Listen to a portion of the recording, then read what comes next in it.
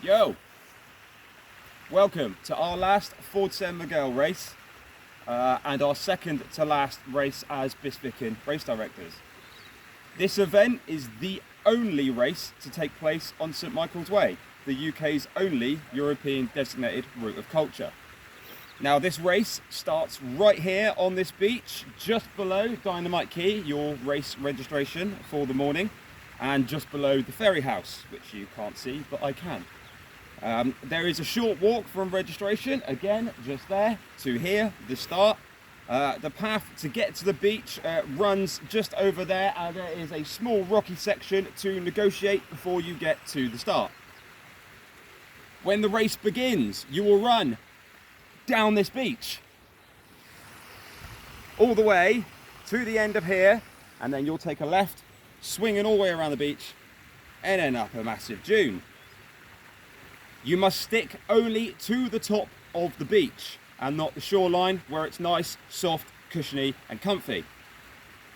When you turn the beach corner, you'll run to the bottom of the dune, and like I say, you will be directed by marshals to the top of it. And then when you get to the top, you will take a right and join the southwest coast path and the original St Michael's Way route. You will be in the middle of a rising spring tide at the race start time, which is 10 AM. The quicker you can get around to the beach corner, the better. Please remember, there is absolutely zero parking on Dynamite Quay for anyone on the day other than marshals and the general public. Anyone dropping off will have to drop off at the top of the lane. Like I say, nobody but crew will come down to the quay.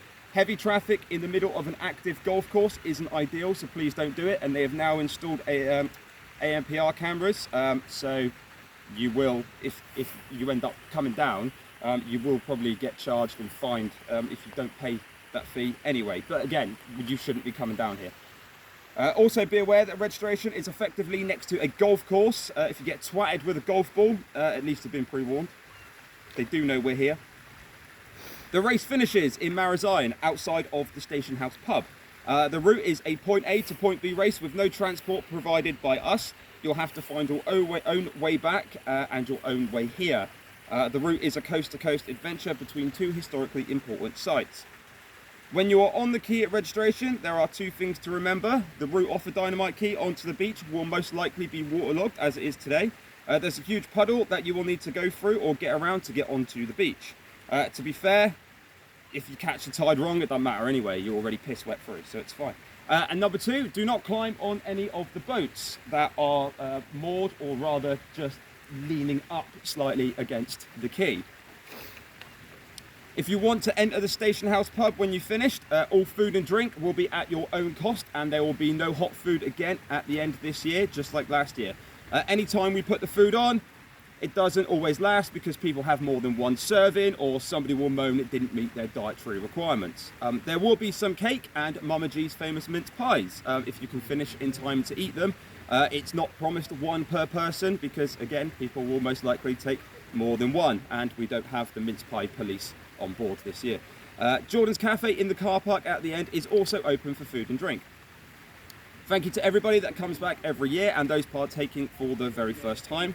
We could have added another 100 plus runners onto the race due to the wait list. I'd like to express thanks to all the businesses that have supported us on the event. PB Running, Wife for a Trail Running guys who provided the backdrop and who will be taking over this business next year. And thank you to every landowner and marshal en route, except for the lady who owns the car. You'll know more about that later. The Station House and NCI St Ives for being our eyes along the coast here. We couldn't do any of this without you. The marshals are incredible people, of course, and I'm thankful for each and every one of them. And thank you to Kerno Race Timing for the timing solution and Amiga Medical for the medical support during this event. Please keep your numbers on your fronts at all time and make sure they are visible. Do not put them on your back, do not cover them up. You have your timing chip on the back of the bib, so please do not fold or bend them. You'll all receive maps at your registration just in case you take a wrong turn anywhere. No matter how much I mark this route every year, somebody still gets lost, so please refer to your map. If you can't read a map, then phone a friend. If you've got no friends, I can't help you. The route is 11.5 miles long. Please ignore the mileage that's written on the signposts out here. They are wrong. But there are new signs out here. They are amazing, and you shouldn't be getting lost on the route at all. There are brand new signs everywhere. Follow the scallop shell logo on the signage throughout, or the biodegradable tape, which is red, and that will be out where you will need it the most. The route is made up of coastal trails, steps, farms, hills, stiles, bridges and beaches. There is plenty of tarmac to break it all up. The route is approximately 50-50 trail to road and roughly 1,500 foot of elevation, 80% of which is in the first half. You'll be going up and over Tren Crom, and we'll also be keeping it the pointless hill in Ludgvan. So you run all the way to the bottom, run around a little tiny pointless cone, and run all the way back up. There are marshal points and aid stations which are listed and keyed on your maps, which you will have again at registration. The 3 aid stations are approximately 3 miles apart from each other and in the order of the Cornish Arms in Carbis Bay, Tren Crom Car Park and the White Hart in Ludgvan. There is our usual trail fare at these points. There are also no cups on the course. You are responsible for your own cups. If you want to drink and you don't have your own cup, then, oh well, you've been told. Please remember, again, this is an 11.5-mile race. Do not gorge yourself on stuff you don't train with. There's every chance you will probably need a shit at some point if you eat the stuff that you don't normally train with. I say this every year, it ain't a buffet, it's a running event. We'll probably provide more stuff than you'll likely see on most other events in Cornwall of this distance. But again, it ain't a buffet. Do not drop your rubbish. I have a good relationship with 90% of these landowners. Please don't put this race at risk because you can't be asked to put your rubbish in your pocket or give it to marshals whenever you see one. Please use the hand sanitizer provided before touching anything on any aid station table. You are advised to run facing traffic where possible. The roads will be quiet on country lanes, but don't ever just rely on this. People can still drive like idiots, and I can't guarantee it's going to be a traffic-free day. No roads are closed. I repeat, no single road is closed for us. If you see a road it's closed, it ain't got nothing to do with me. Please give way to golfers if you see them coming down here to the start. The route has some less of our own signage this year due to farmland and livestock. There will be biodegradable tape and blue triangles with the event logo that should be placed by us, like I say, only where you need them, and of course the original way markers. There are some trees that require a game of chicken limbo due to the height of some of them caused by overgrowth and previous weather. If you're one of those people who can't reach the top shelf in a supermarket, then you'll be just fine. If not, then you'll need to duck and shimmy. It isn't too difficult to do. I absolutely have no care for you if you actually cannot make your way underneath a tree with a 5-foot gap underneath it. Everybody should be able to do so. Of course, there's the old lady at Bowl Rock who likes to park her car over the path every year. This is spoken about time and time again. She knows we're coming, but she don't give a shit. She hates anyone who dare to walk or run past her house that's on a footpath that is public. Her car is silver and it never moves. There is just enough room to squeeze around the right side of the bonnet to make your way down the hill to the main road crossing near Bowl Rock Chapel. Please be careful as you're running through that section quickly. It looks like a private drive, but it's not. Please be careful not to hurt yourself on the car. I don't care about the car, but I care about you lot. There will be a sign saying beware car to indicate where the car will be at the end of the lane. With every field you go in, the way out of the field is either in a direct line straight on or diagonal line, either left or right. Just use your eyes and you will see the exit. It will be in front of you. There is signage in the form of tape where I can place it in fields, and some, and there won't be times, or there'll be times where I can't.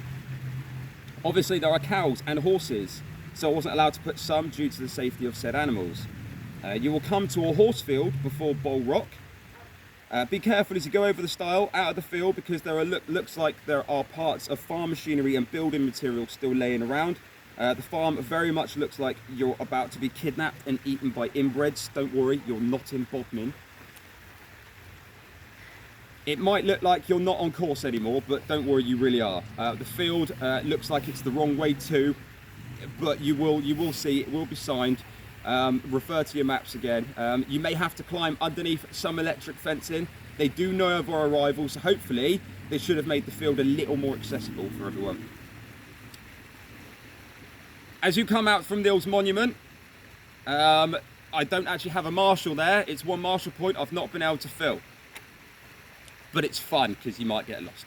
don't worry, you won't get lost. Just follow the arrow. Follow the arrow. I call this place Mushroom Knob Corner. So as you come to the end of the coast path section at Carbis Bay, it branches off, you take a left. Follow the scallop shell, follow it up to Steeple Lane. Don't shoot straight on. I call this Mushroom Knob Corner because there's a garden there that has wooden mushrooms that look more like something else than mushrooms. There are some fields after Trencrom where you'll have to keep a watch for more electric fences and a small metal gate that's been erected in the middle of a field. Remember, again, you all have maps. I will repeat this lots of times. Please note that there are 3 A roads that need negotiation. Follow the marshal instructions and don't try to be a hero about it and get yourselves run over. Always close all gates behind you. Simple environmental code. A cutlass policy does not excuse you from chucking your rubbish. I've already said that. If you are wearing headphones, then make sure you are able to hear other runners and the marshals. You'll be on road sections, so you will need to hear marshal instructions. On the backs of your bibs, there are 2 numbers. They are mine and Sally's. Please only use them in case of an emergency. If for whatever reason you should decide to retire from the race, give your marshals your name and your number and phone us.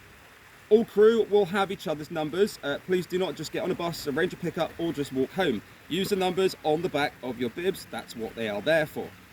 When you have finished the race, keep moving and do not cross the chip mat again. Be aware there will be livestock, traffic, pedestrians, and every kind of every user on the terrain on the route. Coming out of Marazion Marsh, you will be instructed to run as far up through Marazion until you reach the St Albans and Godolphin pub car parks, where you will run around the corner at Kings Road and straight down, and you've guessed it, onto another beach, off the slipway. You'll stay onto the top of the shingle beach all the way to the end as instructed by marshals and myself right now. You'll go down the beach as far as the Black Bridge crossing, the Red River crossing, and then when you see this you'll go over it and then back onto the beach and not, I repeat, not run into the dunes. You'll run down the rest of the beach until you see the feather flag indicating the step climb to the finish. Anybody caught running in the dune system on Marazion Beach will be disqualified. We had a few people do it last year. You must stay on the beach and do not use the wall at the top. That's just cheating and taking an easy way out. No comfort zones, no bullshit, no pandering. When you get onto the beach at Marazion, the tide will be lapping at your feet for a short section. Whilst it's unlikely that you'll drown, some of you may want to use the tiny little rock section there to get around it. However, after this, as I say, runners must stick to the beach.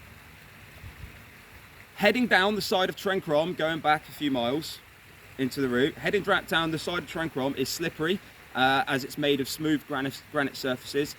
When wet, you could end up on your ass. In fact, you probably will. There isn't a lot that you could wear on your feet that can hold up to some of it in wet weather. Take care on the way down and think about your foot placement. Disappointingly, again, there is no shoot in Ludgvan this year. I say this because it always added an element of fun and danger. So stay safe, enjoy yourselves, look after each other, and when things get tough out there, remember, you paid for this shit. See you directly.